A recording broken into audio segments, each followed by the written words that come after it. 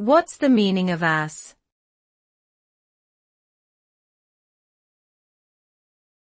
Ass?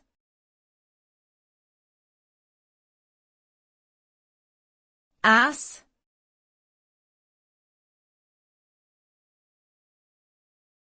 Ass.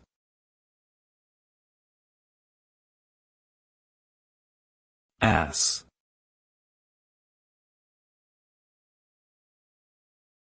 Ass is a vulgar term used to refer to a person's buttocks. It can also be used as an insult to describe someone as stupid or foolish. The use of this word can be considered offensive and inappropriate in many contexts, especially in formal settings or when addressing individuals who may find it demeaning. It is important to be mindful of the impact of our words on others and to treat all individuals with respect and dignity, regardless of their physical appearance or perceived intelligence.